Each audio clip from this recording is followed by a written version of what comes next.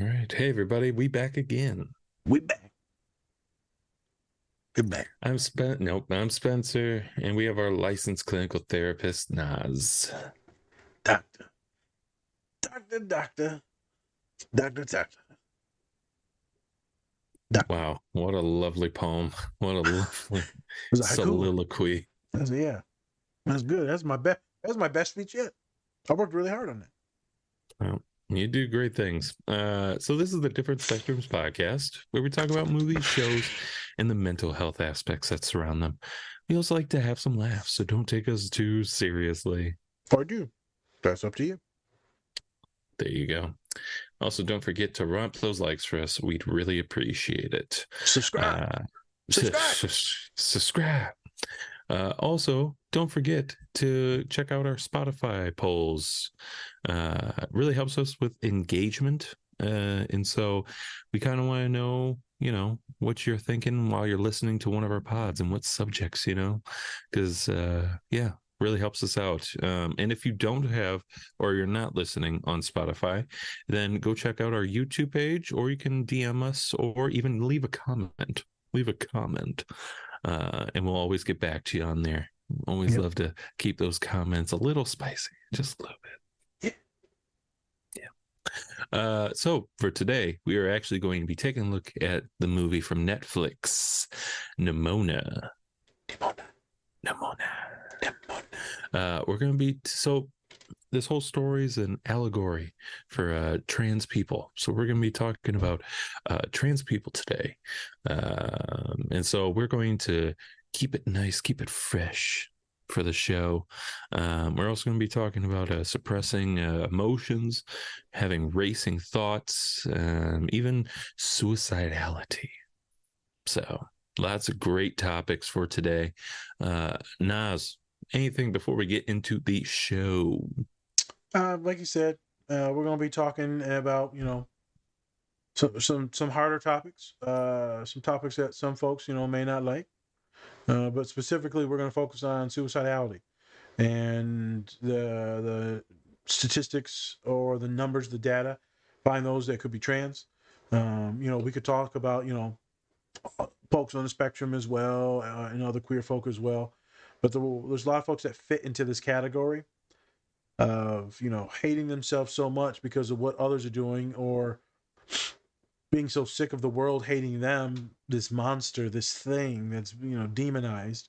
So we can use that for many different things. We can use it on race, we can use it on gender, sexuality, a lot of different things. But how it could drive some folks to a nasty end, because there's no other way out. So this is the official trigger warning for it. Like I said, the scenes aren't bad at all, but, it's kind of sad. I mean, I cried when I saw this scene because, I thought they were going to kill themselves. So trigger warning for that. And we'll get into these two quick scenes. And remember, this is a Monday pod, so it's going to go a little bit quicker because you're probably going to have a heavier one on Thursday, a 2-hour pod on Thursday. So let's have some fun. Let's talk about it. Whoop, whoop. Whoop, whoop. Hey everyone, I wanted to give a special shout out to our collaborator, Two Nerds Candle Company. Not only do they have great products, but they are also giving back to a great cause. You can tell that they take a lot of pride in making their candles. My favorite is Spock's Monday Coffee. They are also donating 10% annually to support Women in STEM, which stands for Science, Technology, Engineering, and Mathematics. You can use our code DSP or go to our link tree to get 20% off your entire order. We think that this company is great, and we think you will too. So go check them out.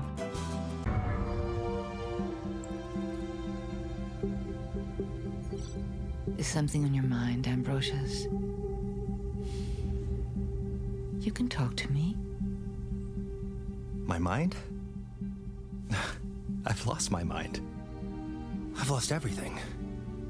The man I love, my best friend. Although now, apparently, he's got a new best friend. What's that about? What else is he hiding? Who's the real him? Who am I? A direct descendant of Glorith?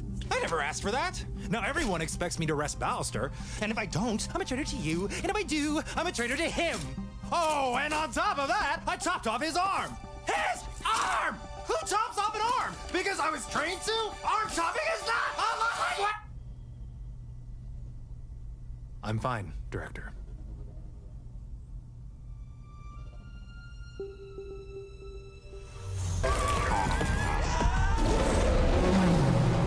Everyone stay calm.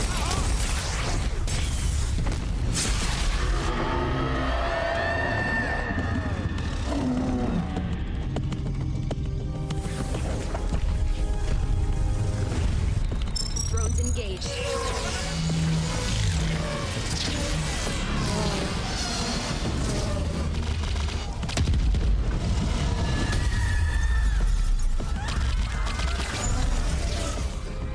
Look out! You're okay. Hey, Goldie, watch how a real knight.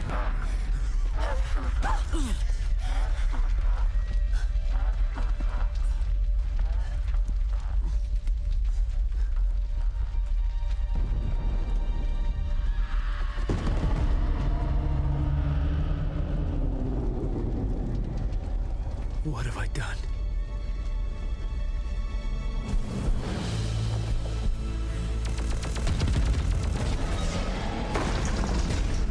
The game that lets you be a hero. I killed a monster! I killed two!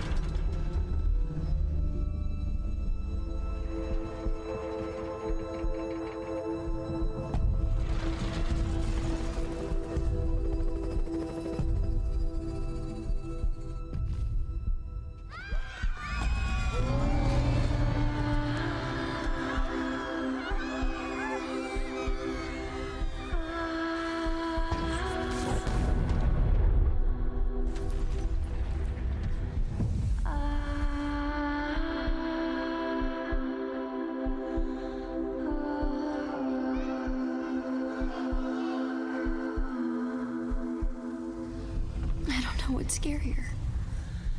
The fact that everyone in this kingdom wants to run a sword through my heart.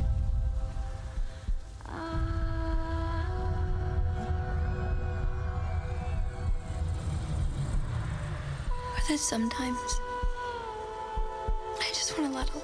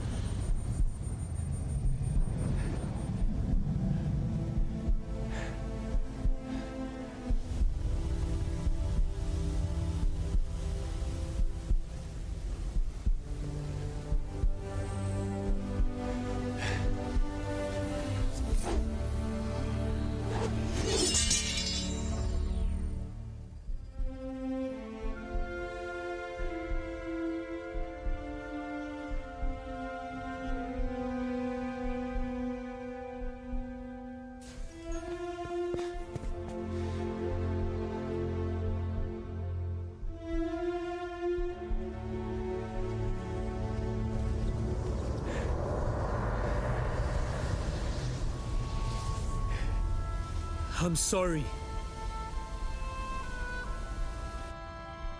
I'm sorry. I see you, Nimona.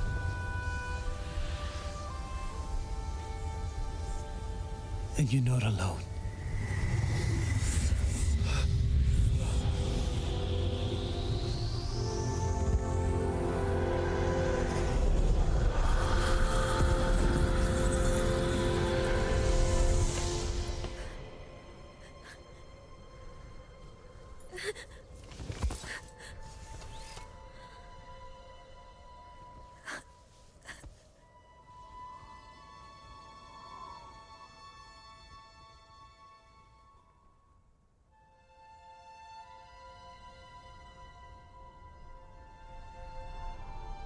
Fire the cannons.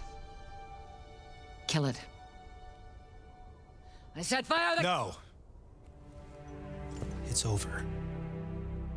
It's fooling you. Fooling all of you. Can't you see this is what it wants? For us to let our guard down? Well, I see what it really is. And so did Glorith. That monster is a threat to our very way of life. And what if we're wrong? What if we've always been wrong? Hey everyone, thanks for watching our show today. We just wanted to take some time to give a special shout out to our collaborator, Cat and Raven Design. They are a small queer-owned business that specializes in LGBTQ plus pride soaps. They have great designs, some that even look good to eat, but don't. You can get 10% off your entire order if you use the code DSP or go to our link tree. Help support this great small business and help give back to a great community. All right. Hey, everyone. We back again. We back and we're live. This is a live. I won't call you Colin. Of course you did. I won't call you Colin. There's live Bring with all your Spencer's white bank account. friends. Spencer's got a bank account now. Finally. Yeah. Fine. It's been a few months. So we're not gonna talk about too much, because Yeah. we're still waiting for the finalization. No, I signed it today. They Oh, gave you me it. did? Yeah. I Oh, look at signed it. that. My working man Hercules. Hercules. So Yeah. talk about it real quick because people, right, we've been talking about it for months. Yeah. Finally got a marketing job at a marketing agency. And feels good. Feels good to finally be working again. Jeez. Finally. Yeah. Yep, we're over here preaching to people, just keep applying. Spencer's like, man, Yeah. fuck this shit. Like, fuck all this. You sure we can't just do the pod full time? Fuck. Yeah. Well, we don't make no money, so. I know. That's a problem. I got asked that as for the podcast. They're like, how do you make money? I'm like, I don't. I don't. Yeah, we're far from that. It's all investment. It's all investment right now. It's a 5-year investment, people. Yes. 5. Jesus, I 5. hope so. Yeah, it's 5. Yeah, hopefully it's not more than 5. But yeah, it's exciting, folks. Right, we're not It is. bullshitting. Interviews suck. No, Applying they for do. jobs sucks. Filling it all out sucks. And I think it was a very glorious day. That 9/21/2023, Spence finally signed that damn contract. Yep. Finally. Finally. That's a happy day. Happy day. Maybe some of you remember when all the shit was going down, but Spencer's other job, he was sad for like a month. Yeah. Damn. Oh, by the way, fuck Performance Pool and Spa. Fuck those people. Don't. If you ever want a pool, don't go to them. Just Don't so go you to know. Performance Pool and Spa in Minnesota. Fuck the Yeah, guys. don't do it. Or Yeah. in Hudson, Wisconsin. Don't go there either. Yeah. You get your kiddie pool at Walmart. They got good ones. That's all you need. Hey, That's all you go to need. Cal Spa. Yeah. They're the competitors. Oh, there you go. Cal Spa. There you go. Yeah. So everyone on the pod, if you want to shoot Spencer DM, you can shoot him a DM and be like, you still ain't shit. Wow, can't wait to get those. Just like, this is when I forgot that you even said it. And be like, you ain't shit. Like, why? Why didn't you send me that? Why? Who's this random person? It's like, you know what? Fuck you. I'm like, okay. Message request rejected. Rejected. He's like, this person gonna talk shit, ain't they? But question before we get into some stuff. Oh, yes. Finally, good news on that front. You know what I'm saying? Your Achilles is getting healthy. Like you said, you're playing ball again. Any feeling that other shoe's gonna drop? You mean like what? I don't know. Like something bad's gonna happen. That's what it means. Oh, okay. Like, That's what you meant. It's like, yeah. It's like, I'm gonna get stabbed. Like what? No, I mean, you I could. hope not. I hope not. Yeah, I don't know. Right now, I'm in the middle of, feels good to be back on the saddle, rather than like, this sucks. Something bad's about to happen. Yep. I haven't hit that stage yet. Maybe in like a couple days. Yeah. Not gonna give it like a few hours after Enjoy I it sign. now, and then you can worry about anxiety and then you messing up later. Cool. Yeah, Yep. definitely will Okay. worry about that. Appreciate you Well, bringing that up. I just want to make sure you prepare. Yeah, thanks a lot. Imposter syndrome. Yep. In this case, it's not a syndrome. Like, you just suck. Yeah, I'm just terrible at what I do. Hey, shout out to the company that I just worked for. God, Jesus idiot. Christ. Um. Uh. Anyway. Anyway, It's good times, man. It's good times. yeah, I was, you're back on the saddle, and yeah. it's good. And it could be a bumpy ride, but you learn to like it. Oh It's rough God, sometimes. I don't like your voice right now. It's Yeah. gonna turn. Yeah, you get used to it when it's a Yeah. bumpy ride. Oh my gosh. All Okay. right. Introduce And the with show. that, um, before we get into the show, shout out to our collaborators. Bub's Naturals. We have Cure Hydration. We also have Silver Dollar Candle Company, Two Nerds Candle Company, and then Cat and Raven Company. We also have Pinfinity, which apparently they did not like our posts, but it's fine. I guess I got blocked. Yeah, we're bringing this up. Fuck it.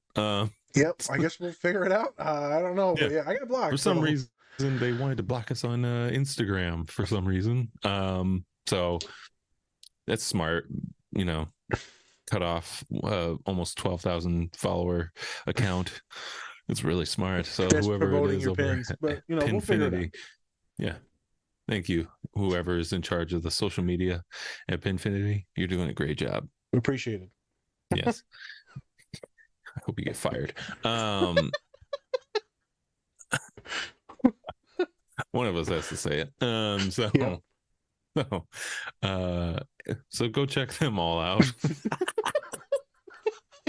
Go check them all out. You can get up to 20% off if you use our code DSP or DSP20 or by going on our link tree. So go check them out. We have some great collaborators, except for Pinfinity. And so go check out the rest of them. Yeah, for sure. Yeah. And go check out our merch. We have some great stuff. Yes. Don't worry. We won't block you on there. We won't. So buy our stuff. Hey, you're different, but not less. Not less. You're different. Yeah. But not you're less. Ugly as a muffin, but you're not less. As you look like a fucking aging Teenage Mutant Ninja Turtle. Fucking, instead of Teenage Mutant Ninja Turtle, you're just adult Ninja Turtle. I don't know. Adult Ninja Turtle. What's the Mexican version for a Ninja Turtle? Oh my. Instead of Michelangelo, it's just Juan. Just an old ass tortoise. Why? You look like a snapping turtle. Oh my God.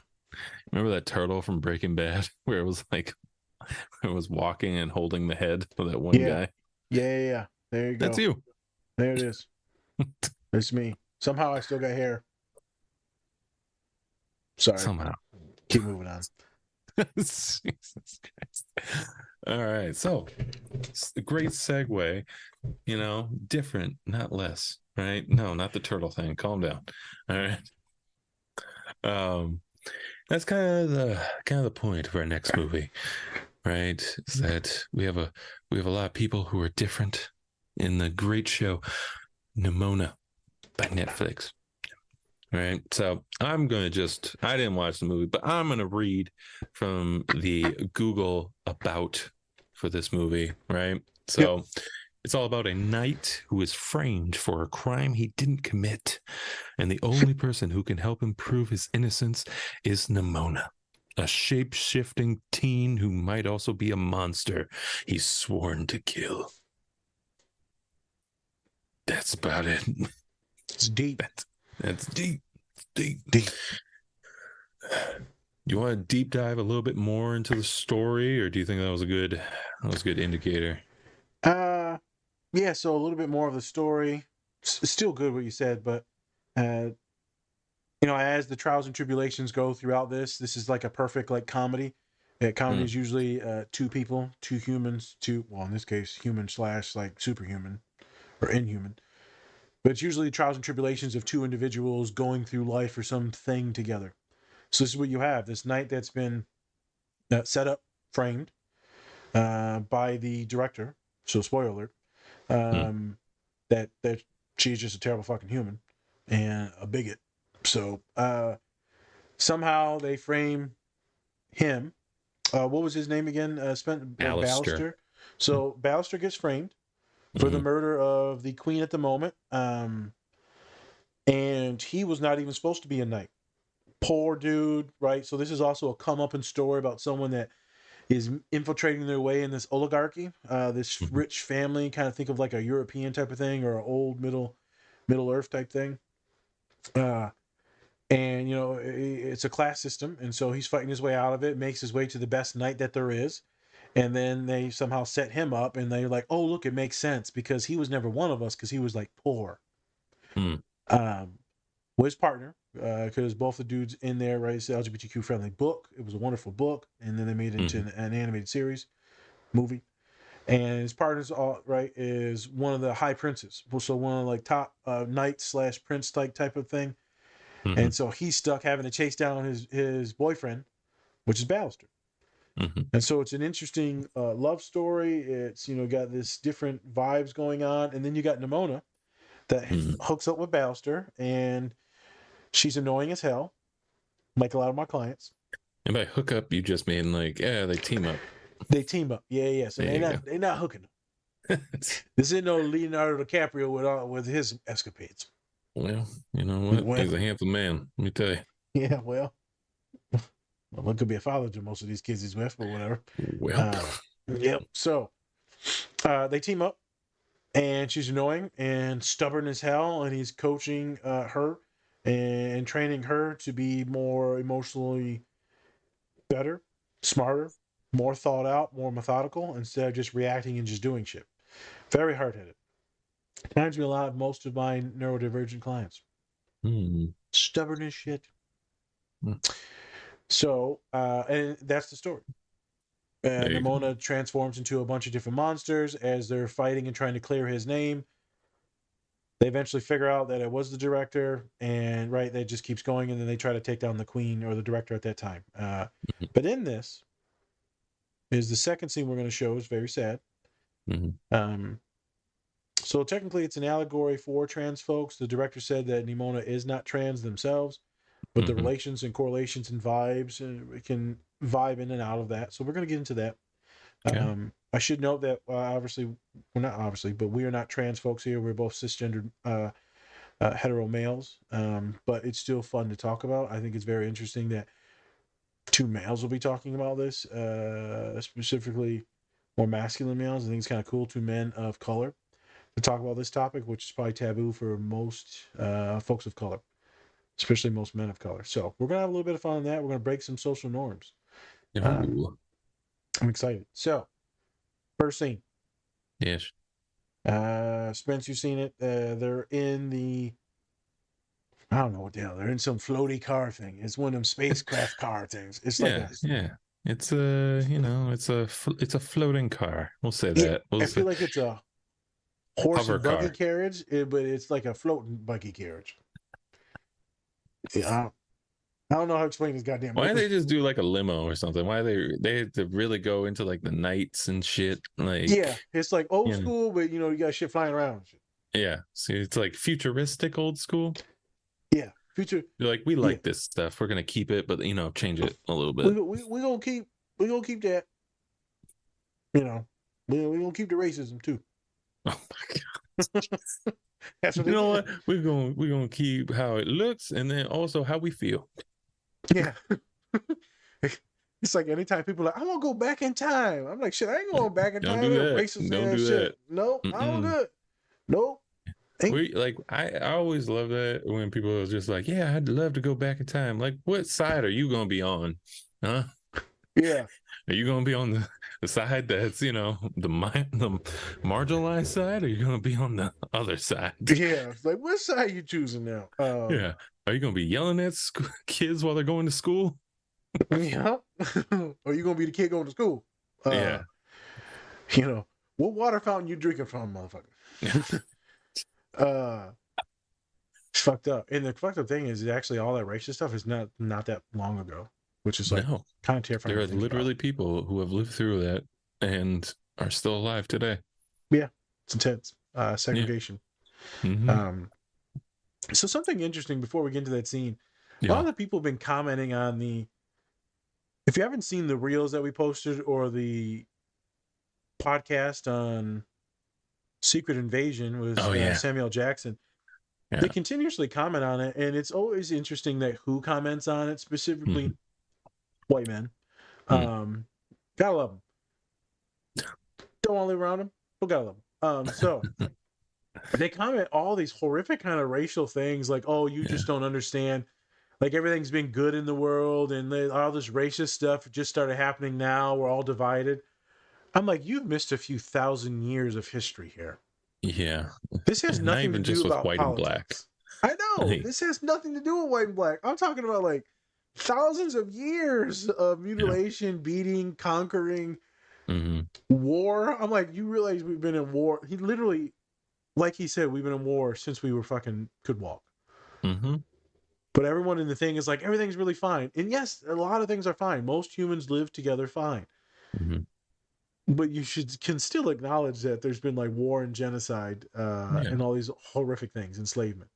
Well, and the fact that he's not just he's talking about also like everything else that happened in the past, and he's talking about these new people. Like, how the fuck can we get along with new people when we can barely get along with ourselves right now? Yes, You know, and it's they're kind of just proving that a little bit in the comments by they're kind saying of that. proving it in the comments because they're just like Yeah. horrific comments. Some of them, and it's, a lot of them I had to block. Right. And I kept a lot in there. The idiots, they keep commenting, so it keeps forcing it to more people to see it. It's You're like, hilarious. oh god, Yeah, the algorithm. I know. I keep commenting back on the little smiley faces or whatever because then it just pushes it further. Besides the point. So we'll see what happens with some of these posts. I feel like it'll be attacked. See how it goes. I already know it's going to be attacked. The first scene. Love the Yes. scene where in this futuristic buggy. And one of the knights, he's like not having a good time, and he's thinking about all the shit that just happened and how his partner's boyfriend literally just got exiled. Mm. And he was one of the ones that seen this murder happen, and then also mutilated his partner because he was trying to save the queen at the time. Mm-hmm. So it's interesting. So we're going to get into that scene first. For those of you who have not seen the movie, highly recommend it. Highly recommend it. LGBTQ plus, definitely recommend it. If you're just vibing and want something kind of funny and cool to watch, I recommend it. Especially if you like animated stuff. Also, it was a Disney movie before COVID, right? Yep. Before COVID. And then they kind of just dropped it, and then Netflix picked it up. So yeah, and it's got like a 96 on Rotten Tomatoes, which is really good. So Spanish, you got any question? Got any question? Nope, no, we didn't prep for this at all. All right, so in the scene, like we said before in the beginning, we're talking about racing thoughts, right? So is kind of having these racing thoughts normal? Nope. Okay, well, and next question. It depends, man. Some folks, yes. Your answer is yes. Having these racist thoughts is normal. Racing, not racist. Hey, shit, the racist thoughts, they be happening too now. Right. Implicit bias, motherfucker. I know you said some shit, Bobby. Oh, Bobby, he's always into trouble. I know he's a motherfucker. So, racing thoughts. I like to preface this with some folks just think faster than others. They're just processing quicker and interpreting things quicker. Some a little bit slower.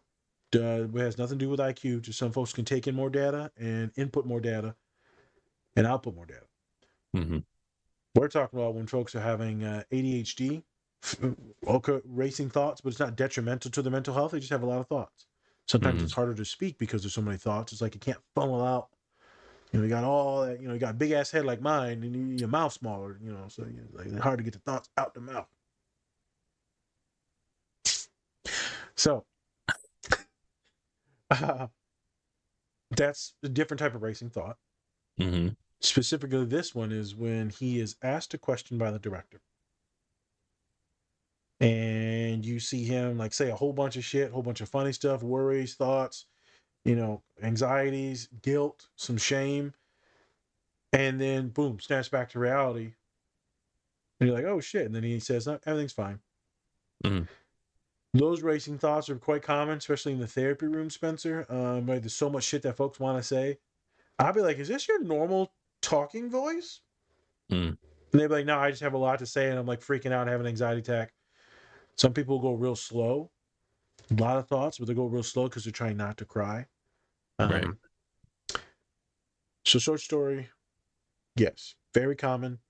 Folks have different speeds of talking, different speeds of processing. In this one here, though, this is an elevated mood, and thus the elevated mood, excitable, makes them speak faster. So when folks are giving like a presentation or speech, talking fast as shit. Same thing with me. Yeah, but how do you sound like, what was homeboy's name that you saw in concert the other day that talks real fast? Oh, Busta Rhymes. Sound like Busta Rhymes. Yep. When you know you're getting anxious when you sound like Busta Rhymes. If you don't know who that is, Google him. Yes. Google, what was it? Chris Brown song. Can't remember, but Google that one. Busta Rhymes. So think about like when a dog you could first come home and a dog like sees you and hears you open the door and it's like all excitable and shit and jumping everywhere. That's the vibe that was in that chariot scene. So extremely common. Just want to let people know about that. I thought it was interesting. Was there anything else about that scene? You want to talk about like suppressing emotions? Oh yeah. Yeah, do you want to kind of deep dive into that? Because we see in the scene that, he's having these racing thoughts, but then in actuality, he's just like, yeah, I'm fine. You ever heard the acronym what FINE stands for? No. I go ahead and Google it. We're gonna give folks a little second to Google. I want you to Google acronym for FINE, and then I want you to read it out loud. Acronym. Let me spell acronym for fine. What? Jesus Christ. All right. The acronym for find. Is everyone ready? Is well remembered with the words freaked out, insecure, neurotic, and emotional.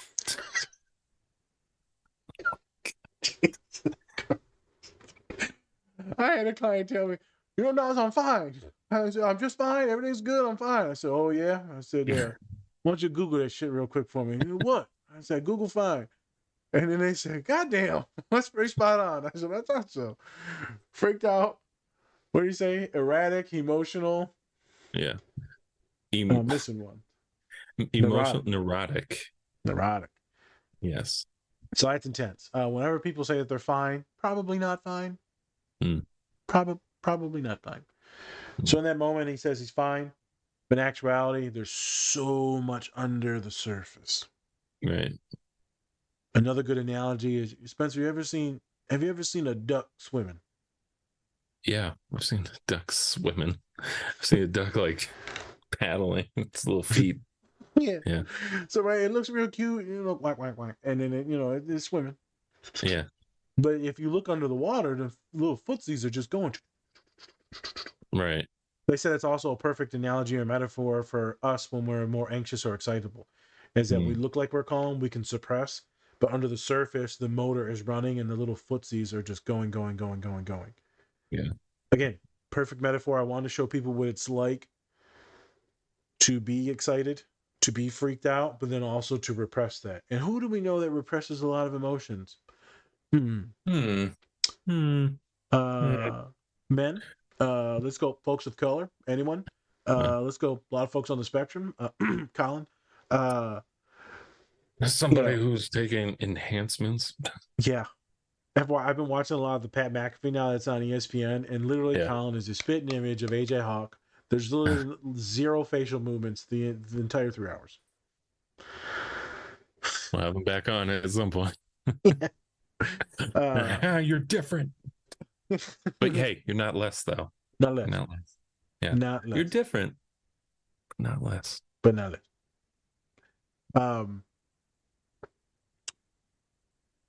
So, right, a very quick scene, but I wanted to give people a representation. And so the question is, when you get excitable like that, when the thoughts start to be racing, Is there a reason why you just tell people I'm fine? And if there is, what is the reason? It's because not the right time or inappropriate. These are work friends. This is your boss. Well, maybe you don't want to tell your parents. Oh, but why don't you want to tell your parents? Oh, because I don't want to burden my parents. Because then they have to worry about more things. Or it's, well, my parents ain't going to give a shit, so why would I tell them? Why don't you tell your partner? Well, I don't want to burden them. I already put too much on them. I don't want to be dependent on them. Those are the responses that I get. I'll just handle this on my own. I'm like, okay. So you handle it on your own, got you in my office. Fair. So what we going to do about that? So with that though, it's What's like, how do you get people to kind of open up, but then also not to like trauma dump too much, right? Yeah. That's a good question. Good question. Look at you, educated motherfucker. Got a job asking questions and shit. That's right. It's like it's my job or some shit. I know. No, legitimately good question. So there's a fine line. There's a difference between dumping on people, right, and overloading them and legit becoming burdensome. And there's also, okay, hey, I need some help. I need some support.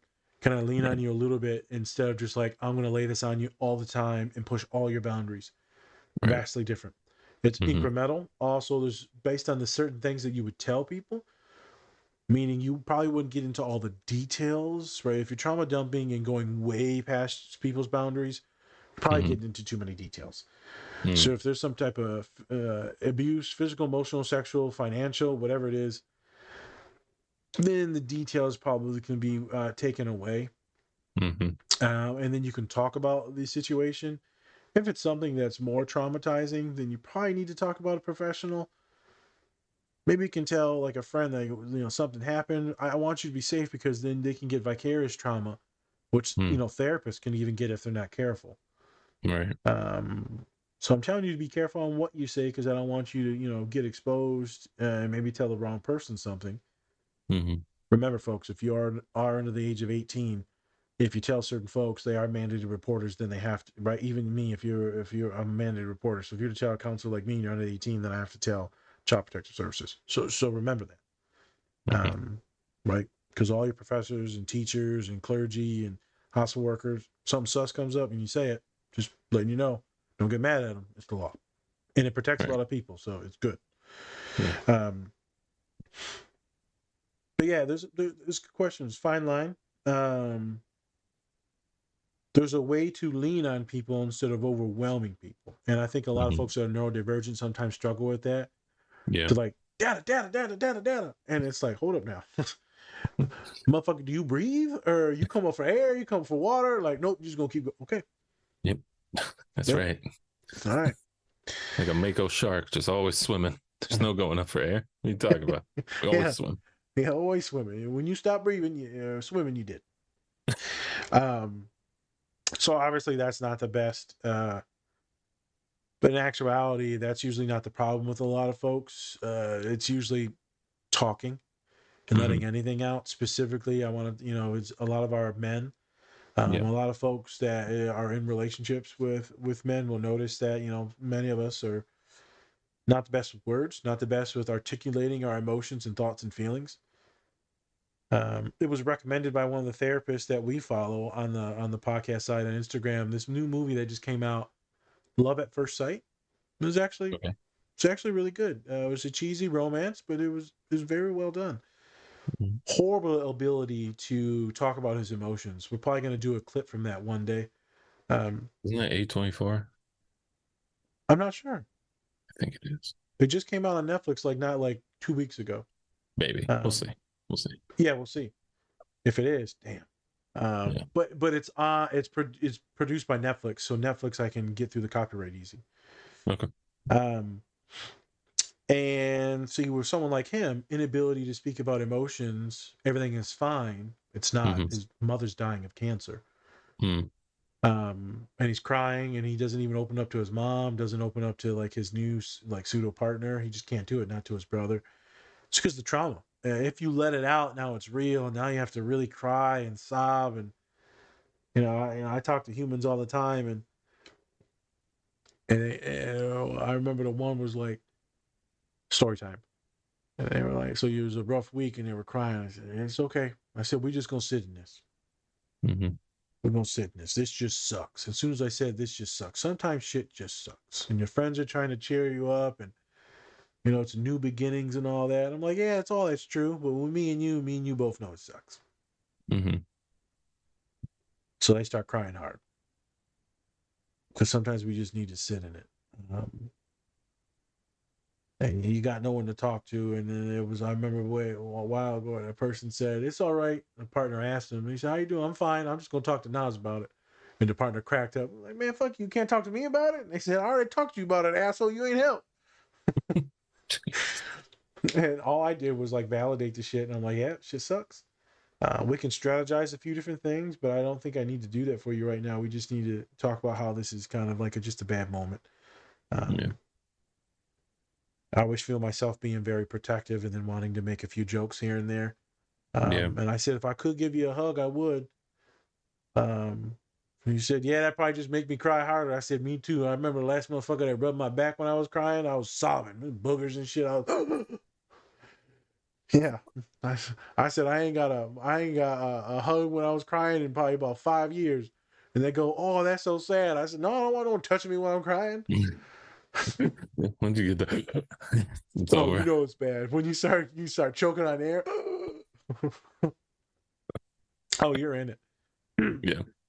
And the funny thing is those were angry tears. I remember it was my boss. She was getting bullied by one of the vice presidents at St. Mary's. Mm-hmm. And I said, I'm done with this. I had enough. She said, where are you going? I'm going to get ready to go check this person for you. Mm-hmm. And I was stewing, Spence. And stewing. About full anger. She said, you better sit down. I said, no. She said, sit down.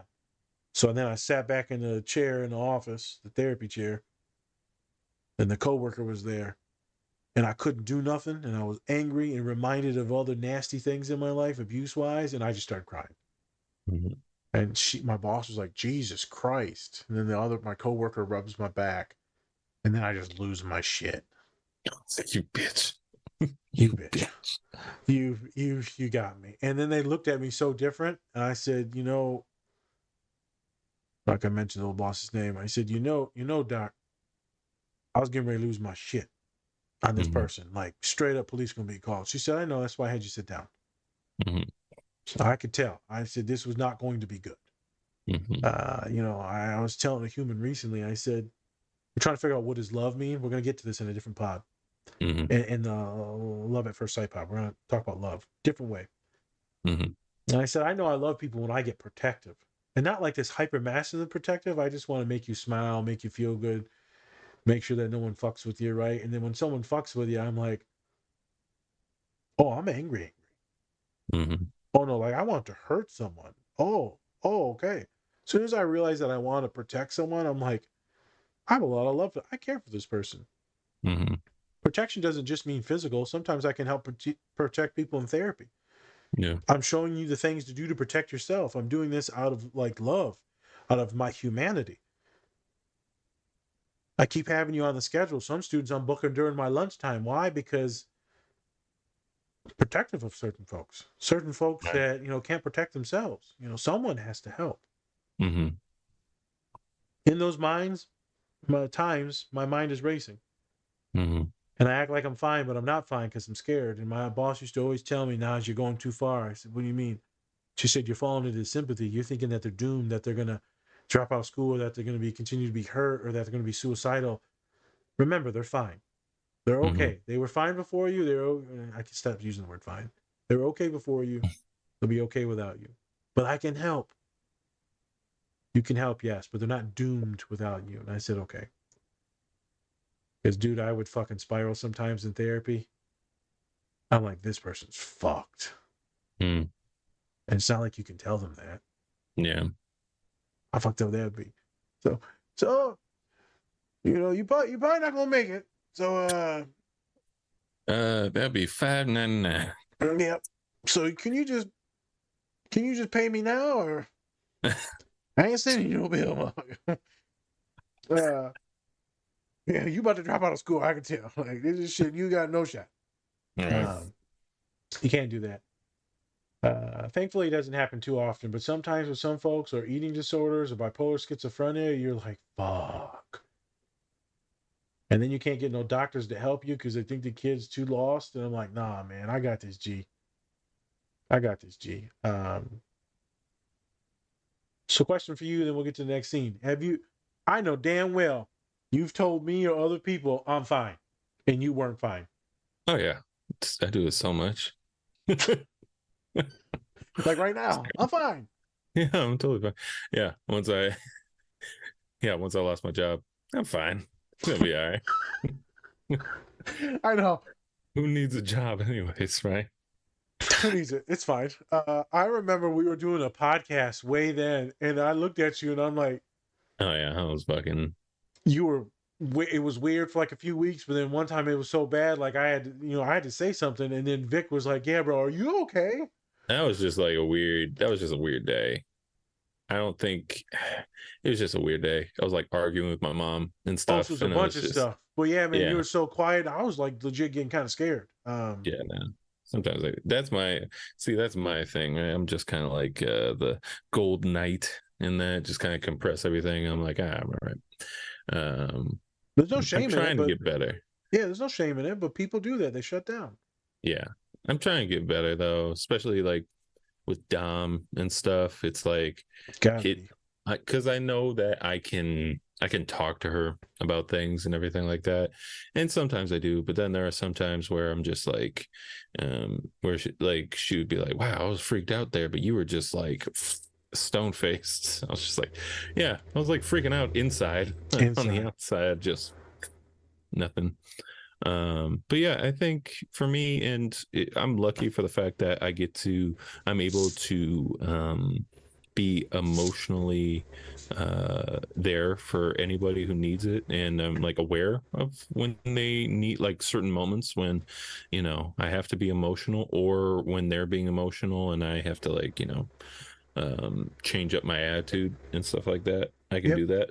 Don't get me wrong, like sometimes I have probably joked when I probably shouldn't have Yeah, joked, we've been over stuff it. like that. But at the same time, it's like I can really kind of sense when somebody's emotions kind of switch up, and then I can either be just kind of comforting, or I can just like you kind of do is validate as well. So it Yeah, depends. same But thing yeah, I as me, definitely right? go like, yeah, it's fine. Yeah, sometimes we can validate and then use humor to alleviate some pressure, some sadness. Yeah. I mean, if you've met my mom, right? Like Yeah. she is like I'm just like her in terms Mhm. of just being like everything's fine until it gets to that like Too, boiling point. it's too much.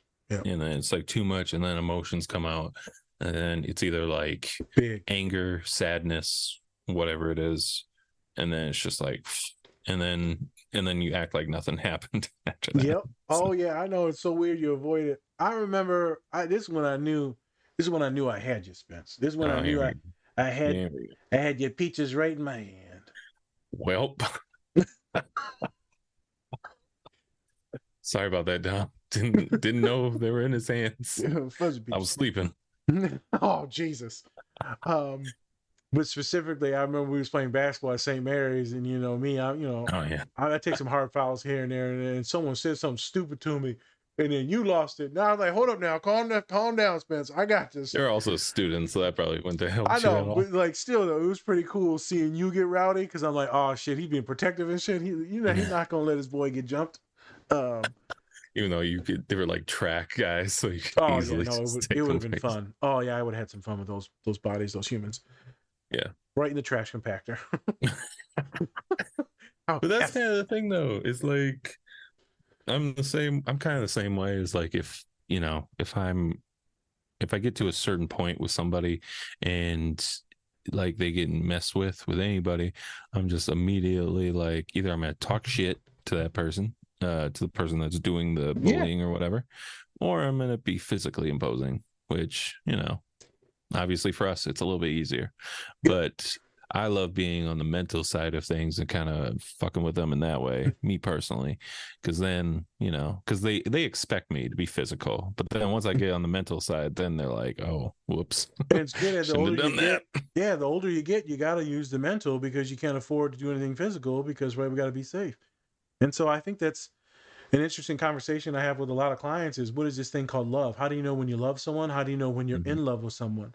Yeah. Because some folks, it's really hard to figure out the emotions. And like, I'll be like, you know what? I think you love them. You Hmm. love everything about them. You love the way that they make you feel. I feel like that might be love. Hmm. I can't wait to talk about that other movie. Hopefully, we have this one therapist come on as guest. I specifically want to talk about how do people identify what is love. Mm. Because I don't think it's that lust stuff, and I don't think it's just the sex stuff. That's the fun stuff. That's the fun. That's the fun stuff. But that's not just purely love. So there's second scene. Yes. I'm gonna tie in that word fine. So you got Nimona Hmm. and was talking to Ballister, and Ballister's like, I'm done with you. Leave me the fuck alone. You've ruined everything. Leave me. You're nothing. Hmm. Horrible. Everything's gotten worse since I met you. Hmm. And Nimona's like, that's how you feel? So Hmm. then, right, he outcasts her, and then she goes to this weird place with all this PTSD from being friends with this little girl, and then right, and then the little girl, she ended up there was an accident, and Nimona ended up like lighting fire to like the entire like village, and the little girl looks at Nimona and then pulls out a sword and says, "Monster." Hmm. Her best friend pulls out a sword and says, "Monster," and so ever since then, Nimona's been on the run. Right. Nimona finally makes a friend in Ballister. And then Ballister, they finally become good friends and almost like a father figure. And then he yet pushes her away. Hmm. Finally, you allow yourself to feel good, to feel comfortable, to feel safe. And then you get validated once again that horrible belief and thought that you're trash. Hmm. So she turns into this monster, this grief, this anger, this pain, this black entity. We always use black as like bad racism. Um, True.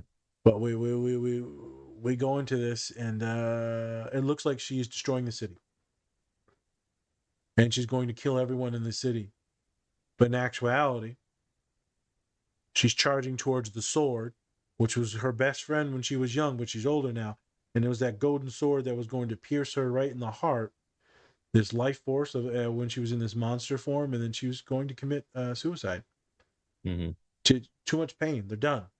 They're done being called a monster, and you see them taking these bullets and shots, and you're like, but they're not hurting anyone. What's Nimona doing? And they're walking towards the sword to end it. Hmm. It's like legitimately fucked up. If you watch the whole movie, this fucking scene is horrible, Spence. It is Yeah. because you get to see the character development and all that, and it's horrible. I also found it interesting that when they were shooting at her, they were also like hitting buildings and stuff. So it was like Damaging your you're own not city. only trying to like kill a monster, quote unquote, but you're also like literally killing like civilians and not caring. Yeah. So Oh yeah, the director did not care at all in that moment. no. So that's kind of the backtrack for that scene. You see Nimona getting ready to pierce her heart, and then you see Ballister stop them, Mm-hmm. and he goes, "I see you," meaning you're a human, you're a person, you're someone that has love, that has emotions, that has feelings, that is not this monster entity that people tell you that you are. I see you as enough, as worthy of love. Mm-hmm.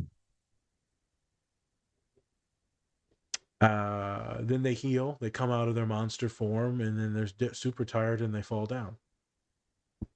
You see the director saying, turn the cannons on the city, kill them all. And you see the knight saying, what if they aren't a monster? What if we had it all wrong the whole time? And actually, Nimona's like, fine. And we're the Mm-hmm. ones that are the monsters. And I think this is what we need to question, Spence, is are Mm-hmm. we the ones that are monsters in a lot of these situations? Mm-hmm. And I bet if you look deep enough, probably are. I'm human enough to admit that I've been a monster in some other people's stories. I know that. I used to be.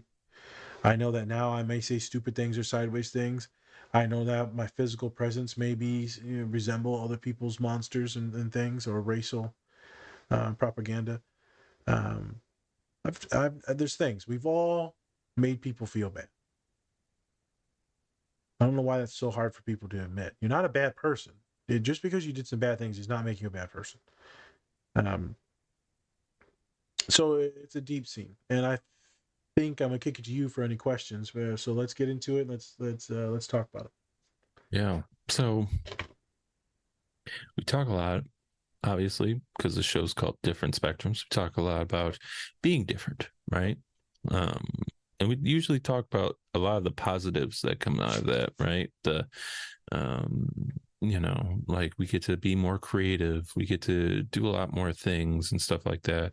But then we're kind of deep diving into the side effects of being different and how kind of people feel.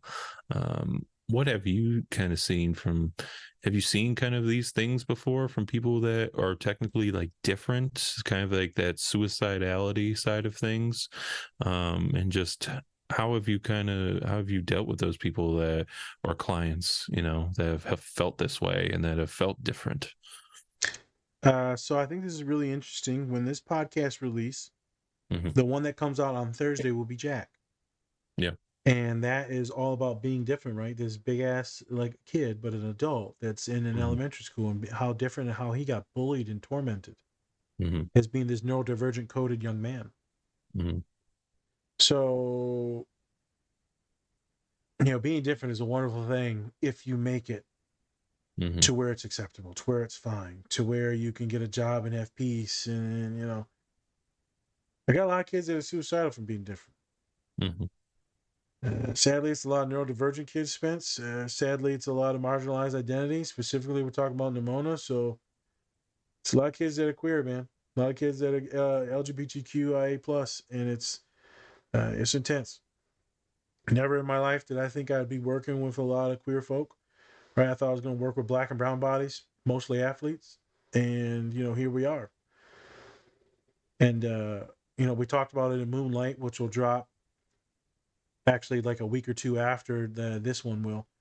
Hmm. And wonderful, wonderful podcast. Love Jarrell, Jarrell. Yes. Jarrell. yeah. And that one, please check out that podcast for all Yes. folks. Moonlight.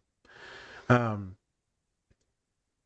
and you're helping out these people that are so marginalized and hated in so many different ways, and there's laws still against them now. And and maybe you can think that I'm soft or whatever. It doesn't matter. I don't care. You're taking rights away. You're making people even more and more depressed, more and more isolated.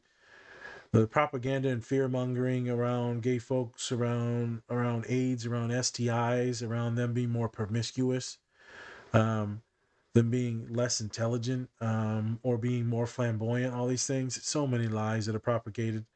That folks that are queer can't be masculine, or that men of color can't be queer. It's horrible, stupid things that just make people suicidal because they need to hide it. Specifically, we'll go into trans identities. Hey, this is your co host Spencer, and I'm bringing you a special message from our collaborator, Silver Dollar Candles. They have great scents to go with great messages, just like Best Dad Ever, True Crime and Chill, and my personal favorite, When This Candle Is Lit, Give Me That. You can also make your own candle and message that fits you. So go use our link in our link tree to get your order placed with Silver Dollar Candles today. Hey, are you a nerd? Do you like pins? If you're like any of our followers and you said yes, you should check out our collaboration with Pinfinity. They have Power Rangers pins, Transformers pins, and for all of our bronies out there, My Little Pony pins. Go check out our link tree or use our code DSP to get 20% off your Pinfinity order today. You say you like autistic folks, or you're an advocate for neurodivergent folks, but you're not an advocate for folks that possibly are trans. And if you fall on that spectrum, then what you're not looking for is equity or equality. What you're looking for is just power and privilege. That's what you want, power and privilege. Mhm. Yeah, right. If you're not fighting for technically all things or affirming all things, then what you are is only maintaining power for your one subsection, whichever race, entities, sex, gender, whatever it is. And so this is how it was put to me one time. And then you start working with folks on the spectrum, you start looking into the data. 60, 70% of trans folks identify as being neurodivergent on the spectrum. So if you listen to this podcast, right, you might possibly identify some of these things in this story. How could you possibly not show respect or affirmation or validation or affirm those as a counselor that are trans when a high majority of my population is non-binary?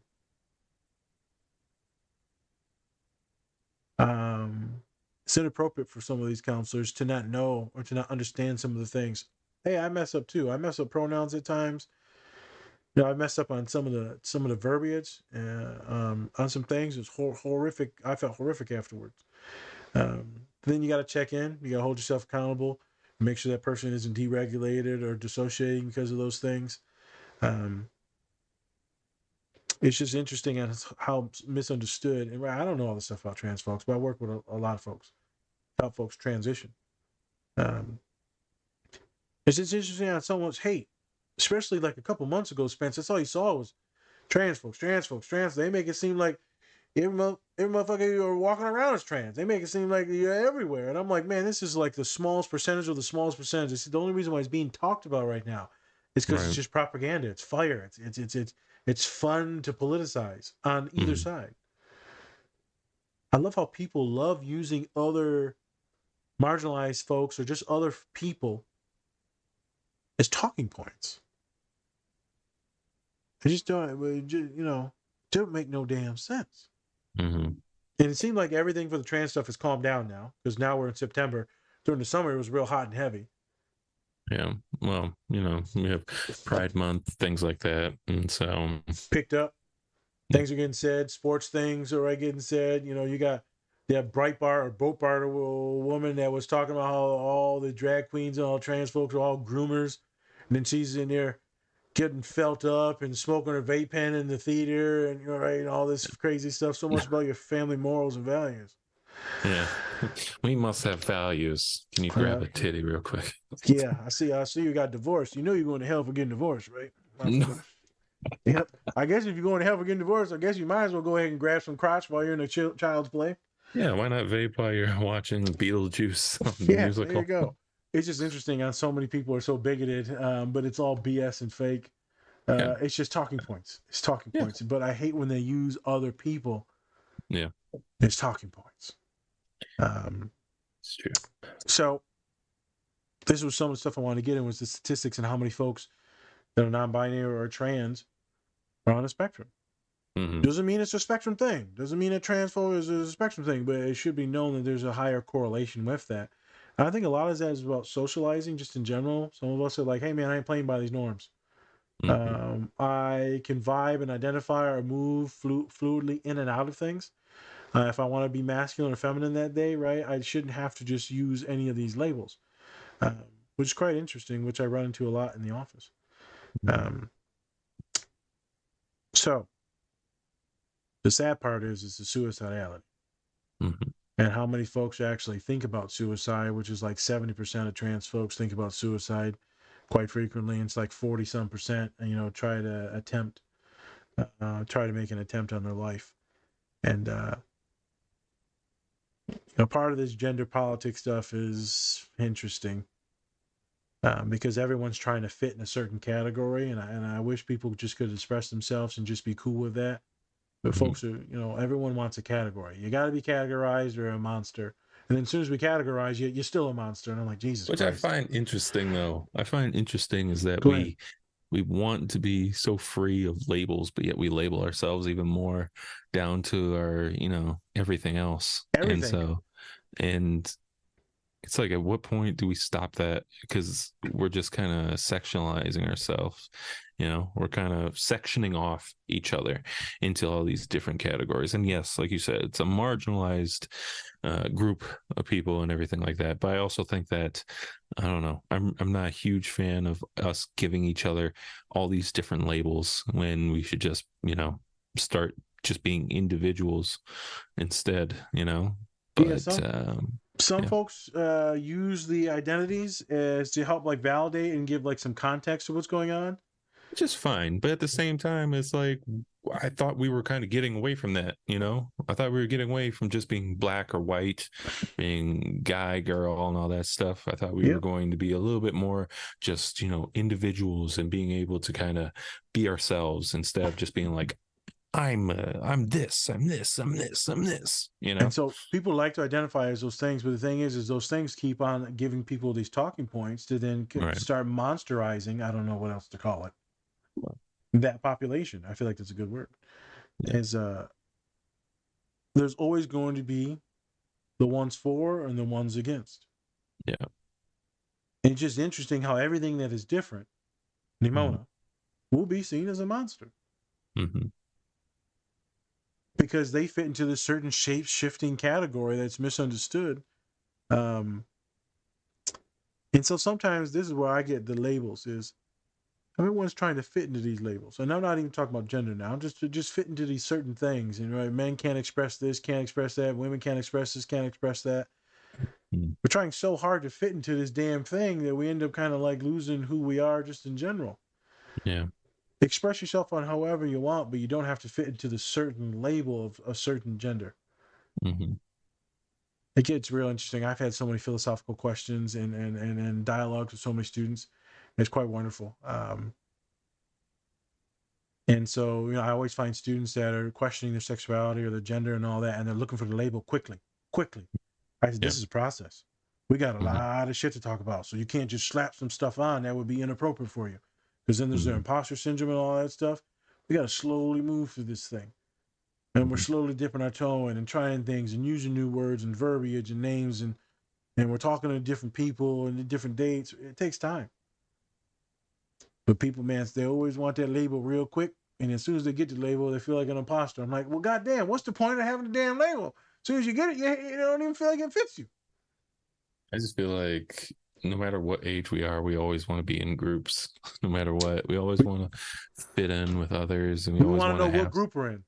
Yeah, what are we? What am I? What am I doing here? What's my purpose? Instead of just kind of deep diving with yourself and doing that, you're like, I'm gonna deep dive in this group and I'm gonna get attached to this and we're gonna hit the ground running.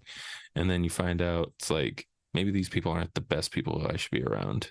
I think it's a PAX. So we usually want to travel in groups, so groups that we Yeah. identify with, because that's protection. Yeah. There's black, brown, male, female, right? Different things like that. Different cultures, different ethnicities, religion. Yeah. We usually try to go towards that group. Yeah. And so I think a lot of people get attached to getting that label real quickly. Yeah. Because not having it means that you're lost, means you're nowhere, means you're no one, which is so bullshit. Yeah. But besides the point, when we're coming back to Nimona, because I'm working with people going through that stuff, identity issues all the time. Identity issues. It's very common. Right.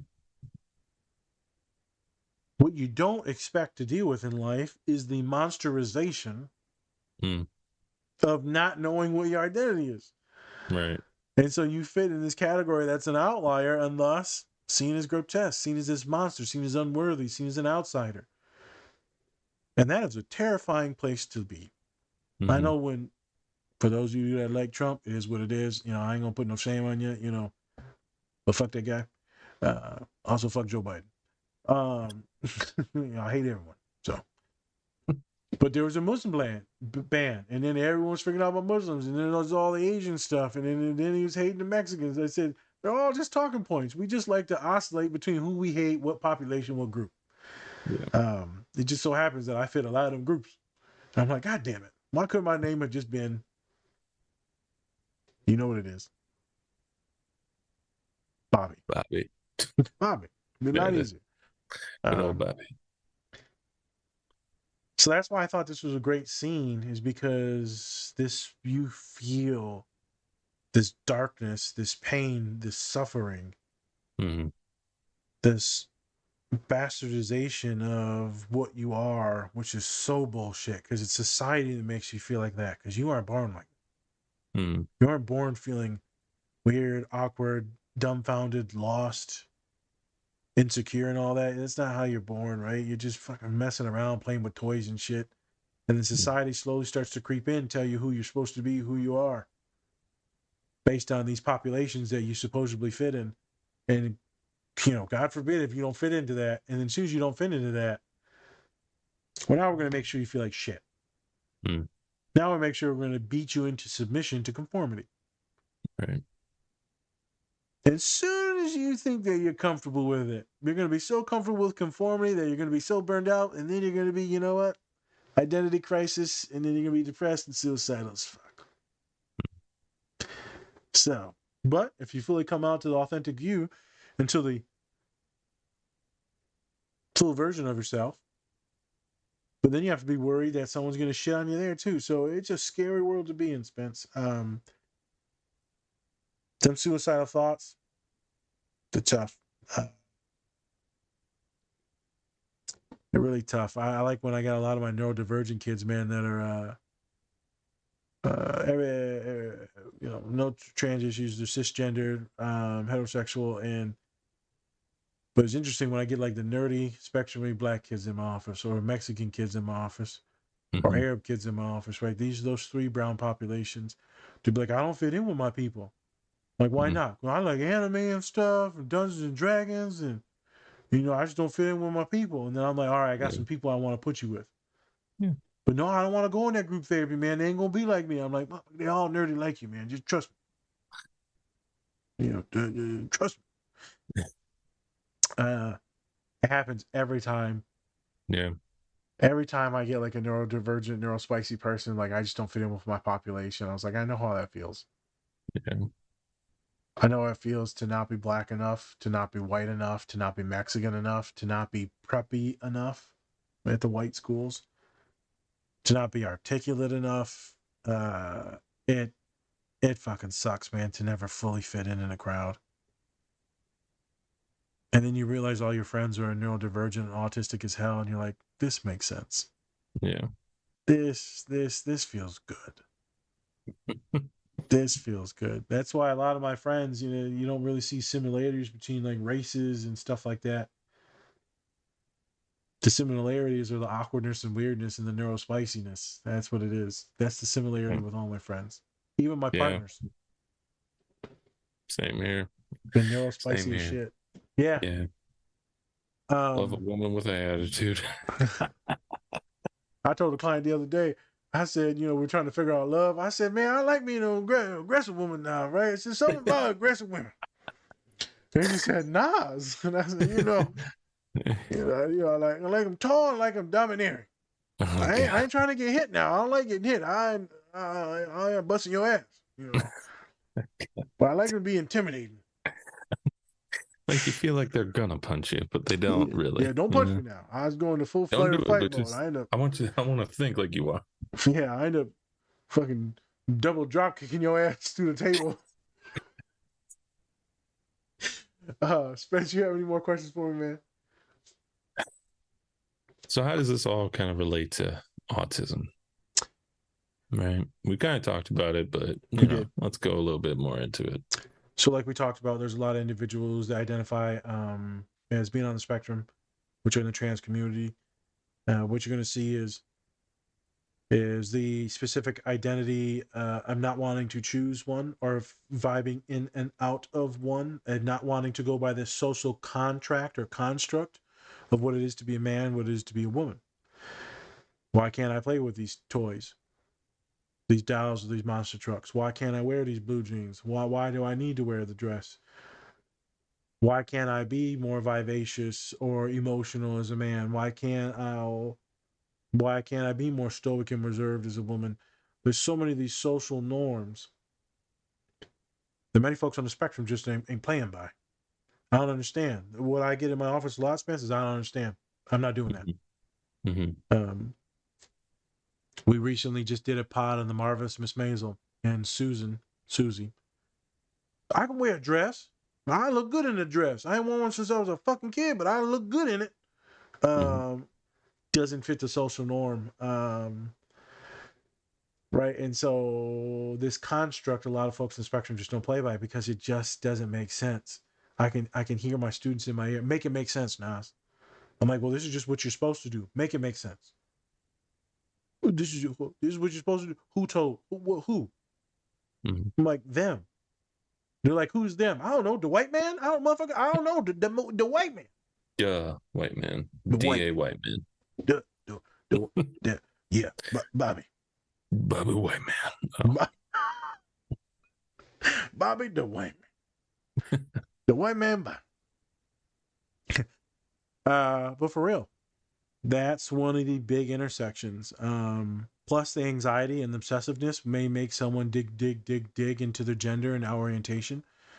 Then you mix in, sexuality. And that could be confusing for a lot of folks. That could be interesting for a lot of folks. You can also be asexual, demisexual. I find a lot of folks that are neurodivergent to be more demi, as there needs to be like a specific connection and closeness before they can even get comfortable with physical touch.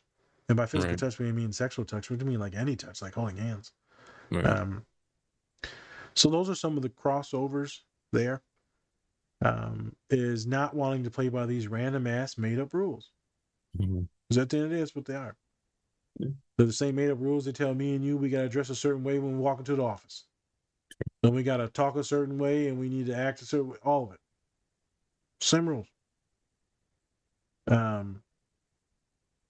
So that's the biggest thing. Is you find people that just like, I'm not doing it. I'm not doing it. Well, this is what you got to do. You got to look people in the eye. Nas, I'm not looking no motherfucker in the eye. I was like, okay. We're going to look at the eyebrows. I ain't looking at the eyebrows. So what you going to look at? I'm going to look at the wall like I always look. Okay. The only walls like right over here. Just like, so how was your day? That's it. The other day, a human, they were talking, right, doing their thing, vibing out, and then they said something, and then looked right at me, bro. Just looked dead-eyed right at me, and I'm like, I go, what the fuck was that? And they go, what? I said, why'd you just say something and just look at me like that? That shit was creepy. And they said, I don't know. I said, no, that's some bullshit. I said, you were scanning my face to see how I reacted to the statement you just said. And they said, well, maybe. Because they were talking about weed. And when they were talking about weed, and then I said, so what, you thought I was going to be mad? Or no? Oh, I thought you were going to talk about how, weed's okay for you and this and that, right? Because everyone gets on my ass when I say I don't want no one smoking weed around me. I said, why the fuck would I get on your ass about weed? I don't understand. So how most people do, they had that physical anxiety response. They just dead-eyed me. They looked at me the whole damn session. They said weed, and then they looked. And I'm like, what you looking at, motherfucker? I don't trust you. Don't you look at me. I know, it was interesting. And so then we talked about that and, them scanning people and looking when they're anxious and all that. It led into a very good conversation. Okay. Again, a lot of us neurospicy people looking at society, looking at other humans to understand if what we're saying is inappropriate, if what we're doing or acting or presenting is inappropriate. And the sad thing is we get told over and over and over it's inappropriate, and also we're not normal. Can lead to the suicidality. All right, so we're gonna go on one other topic, and then we're gonna get out of here, kid. Yeah. Biggest thing for Nimona in that moment was him just saying, hey, I see you. I love you. I respect you for who you are. I respect you for who you are. Can you imagine just saying something like that, just doing something like that, just showing someone that your existence is fine? If you're religious, God made you in their image, so however the hell they made you is in their image, and thus it is fine and perfect the way it is. If you're not religious, then we need to, think about just accepting ourselves. Why do we always need to shit on ourselves? Why do people always need to shit on us? Miserable people make other people miserable. Don't listen to others. And if you do happen to listen, make sure you don't internalize. That's the big step. Don't internalize. But if you want to show someone love, allow them to be who they are around you. And just accept it. What does it fucking matter to you? what people are doing or who they're talking or how they identify or who they're sleeping with. The fuck does it matter to you? Shouldn't. You treat them the same. They're another good person that's been through trials and tribulations. They deserve love. They put their pants on the same way unless you jump in them motherfuckers 2 legs at a time. Everyone is the same. Everyone's just trying to be happy, Spence. Yeah. At the end of the day, everyone's just trying to be happy and trying to give love and have some love. And I think that's where people get lost in shit, man. They get lost, and and we just love to pick on people, boy. And it's so easy to pick on the Nimonas of the world, the monsters of the world, the queer folk, the trans folk, the brown folk, the Muslim folk. It's so easy to pick on those folk. So easy. The autistic folk. Oh, they're weird and funny. So yeah, they're probably autistic, huh? You feel good about that statement you just said, jackass?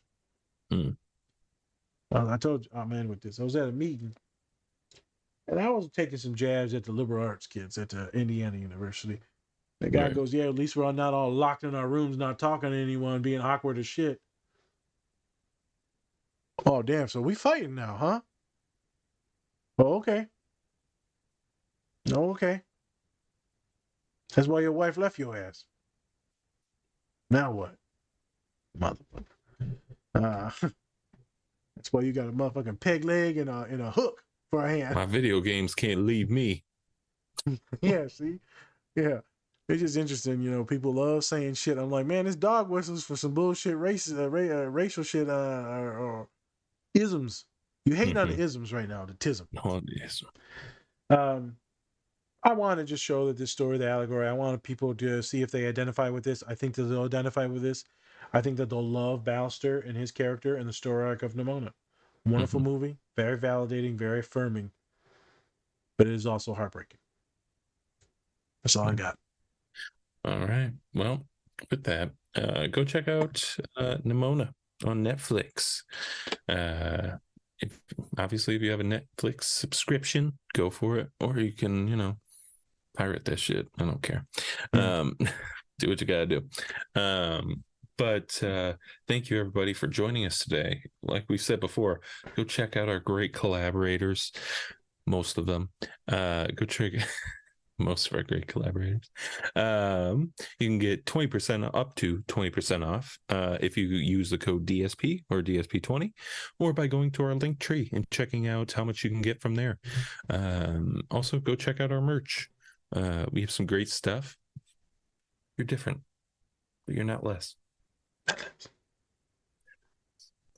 So go check out all of our stuff. And then we're going to be having some more guests on the show. So keep on checking them out. And this has come out way before, but go check out our podcast on the bear.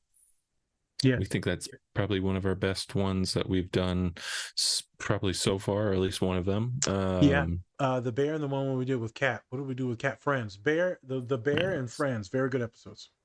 So go check those out for us. And then also go check out some of our great guests because some of them are therapists and counselors. So if you're kind of looking for somebody and you kind of relate to them, go check them out and see if you can kind of connect with them. Connect, and you can sign up for them if they're in your state, and you can start working with a lot of the people that we interview. You can actually work with them as therapists. There you go. So why not check them out? So if you have anything else for us, also go check out our polls on Spotify.